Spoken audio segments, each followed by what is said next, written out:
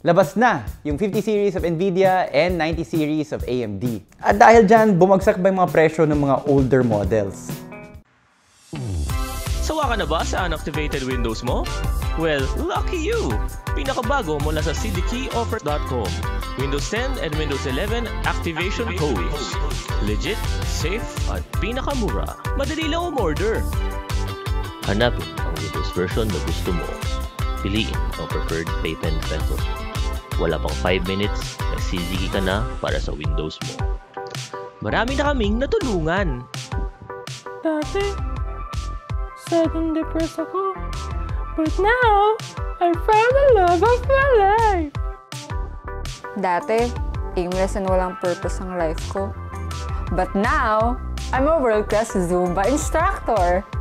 So, web developer ako and content creator for a YouTube channel. And ngayon, ganun pa rin ako pero activated na yung Windows ko. Kaya kung naghahanap ka ng legit, mura, at original software, check out cdkeyoffer.com. Check out cdkeyoffer.com. Check out cdkeyoffer.com. Unang tanong, bakit nga ba wala pa yung 50 series prices and yung 90 series prices and kahit yung bagong Intel GPU wala pa dito sa price watch? Because the prices, at least dito sa atin, for those GPUs have not stabilized, neither has the supply.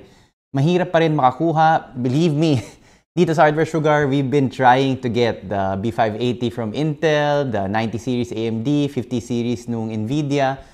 Medyo mahirap pa rin yung supply from the distributors, down to the retailers, down to the consumers.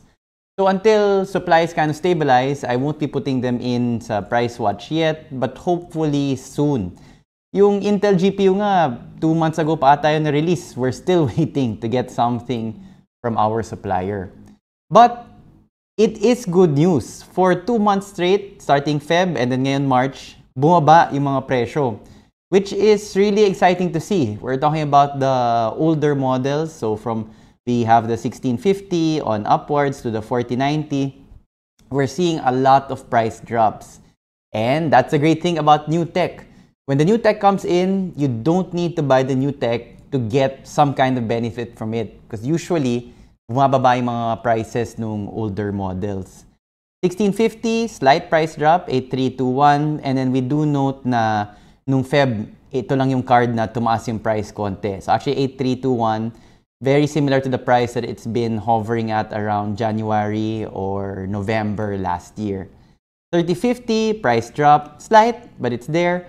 3060, 12 gigabytes, 500 peso price difference or so, not bad. 4060, 400 pesos or so. So slight price drops, but very clear because dito nga sa data natin, we track it based on the prices of 4 different computer stores, the 4 largest PC stores in the country.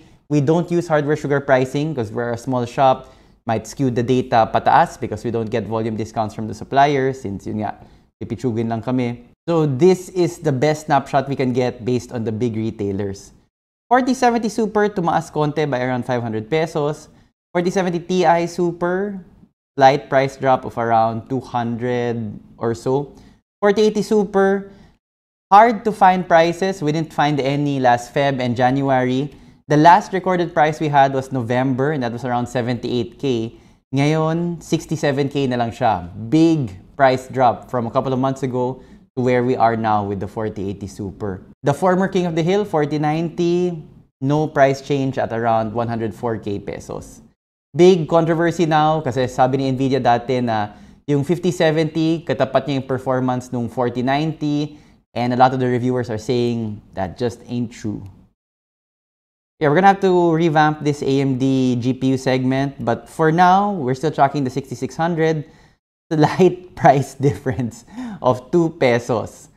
So, you know, I mean, really small price difference. 7700 XT from around 29K to around 27K. So not bad, 2K price difference. GRE, no price change. And the XTX, I mean, the XTX, the sort of high-end card dati nung AMD is in this no man's land. Yung performance niya roughly katapat ng 4080. But The 4080 Super is faster, so really difficult to do the value price to performance. Itong highest card of the previous gen of AMD, which is 7900 XTX. But good news for AMD, everybody is loving the new 90 series cards. Good performance for their price. So we'll definitely be taking a look into those cards in the near future. Going to AMD CPUs, which people have loved already for a long time. So may lag.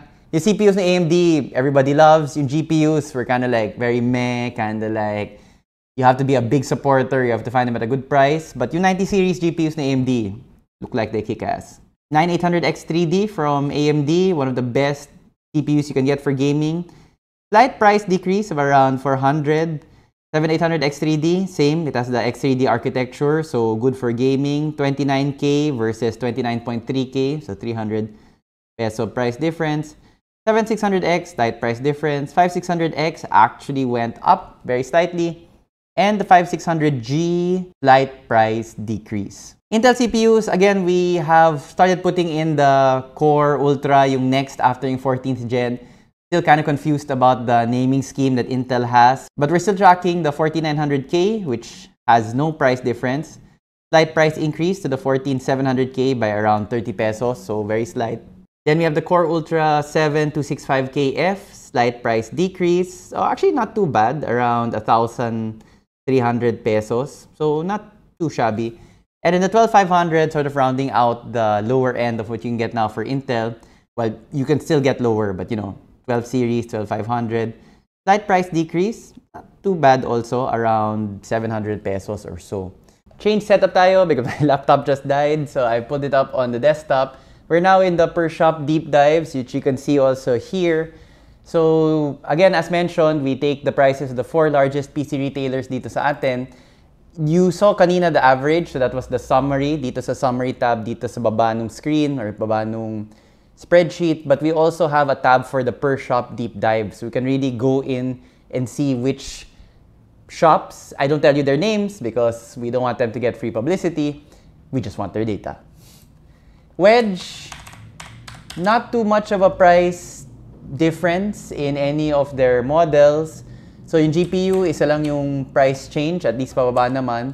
AMD GPUs from Wedge, same story. Si Roy, 2 price changes na pababa, 1 pataas. And just like the summary tab, we also have it color-coded dito.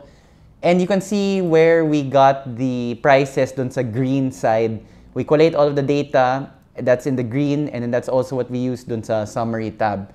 What's interesting here is Joker. Joker's GPUs across the board, the prices have gone down. Tapos yung maganda kay Joker, in fairness sa kanila, honest sila. Because the prices that we're seeing now, talagang naka-slash off. Just as a hypothetical example, let's say yung price na nakita natin from Joker for 1 GPU last month was 12,000 pesos. Ngayon, naka-slash talaga yung 12,000 and then now it's like 10,500 or something like that. So, tunay sila na discounted prices. They are slashing the last price, which we know because we tracked them last month. And in this month, talagang bumaba yung mga prices nila. So it's not like yung ibang mga online sellers or more accurately online platforms na kunwari may sale, pero inakyat lang yung price. Pero hindi sila tunay na sale, like artificial yung normal price, kaya yung discounted price, actually yun yung totoong normal price. Not so for Joker. In fairness kay Joker, yung discounted prices nila, at least for this month, tunay na discounted, which we saw from the data. Across the board, all of their available GPUs that we track, bumaba yung price. That includes NVIDIA, that includes AMD. Maybe they want to sort of flush out to make room for the new stock. I don't know, but that's good for consumers. Wash is a different story. Usually Wash has good prices and excellent inventory. You know, one of the big gorillas nga na PC retailer dito sa atin. This month though, it's a mixed bag for Wash. 3 GPUs, prices have gone up, and then only 1 has gone down. That's on the NVIDIA side. And then on the AMD side, umakyat pa ka konti yung 6600 GPU nila. So a little surprising to see that from Wash, considering na may mga newer models na kakalabas lang sa market, which tends to lower prices for everything else. CPU prices always more stable than GPU prices, and we can see that here also. Kay Wedge, a bunch of CPUs, their prices have gone down, with only two, one from AMD and one from Intel, with prices going up. Kay Roy, no change except tumaas ng konti yung 5600G nila. Joker is the same as when I talked about their GPUs. When they say it's discounted, it's really discounted from the price that we saw last month. Not as many price drops compared to the GPUs, pero okay na rin.